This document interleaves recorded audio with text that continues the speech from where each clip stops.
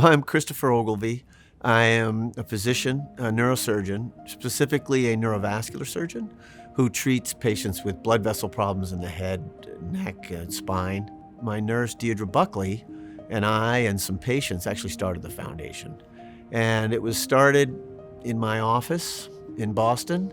At the time, surgeons, it was a bubble on the artery that they clipped or fixed, and then they were done with the patient. And what my nurse and I found out, and others obviously knew, is that patients had a lot of issues with both ruptured and unruptured aneurysms, and it needed way more attention than was being given to it. So we made printed information, we started a support group, and then from that, we started the foundation. Even in our sophisticated medical system, about a quarter of patients who have a hemorrhage, there's a story of a misdiagnosis. I had a bad headache.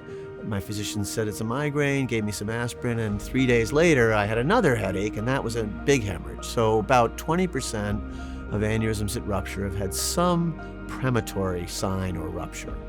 I have treated over 5,500 aneurysm patients, and I've also counseled several thousand that don't need treatment.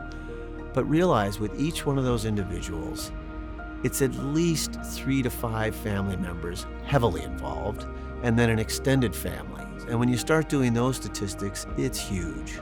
You know, it's like throwing a pebble in the water and then another pebble, and the waves overlap, and it becomes a huge number of people involved with this. This is one of the reasons we lobby in Washington, is to get more research dollars looking specifically at brain aneurysms and their treatments and outcomes.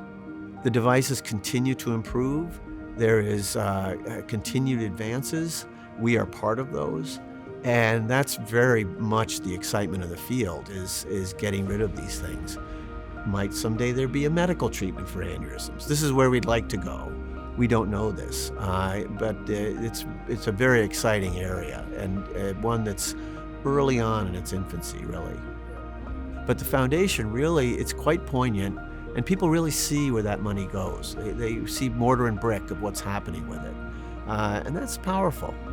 The techniques will continue to evolve, and along with that, my major mission is, with the passion of treating the disease, a passion for the patients and their families and these stories, because it is exceedingly gratifying if you have to work till midnight at night to have saved someone's life with one of these things. And it's hard to replace that with just about anything.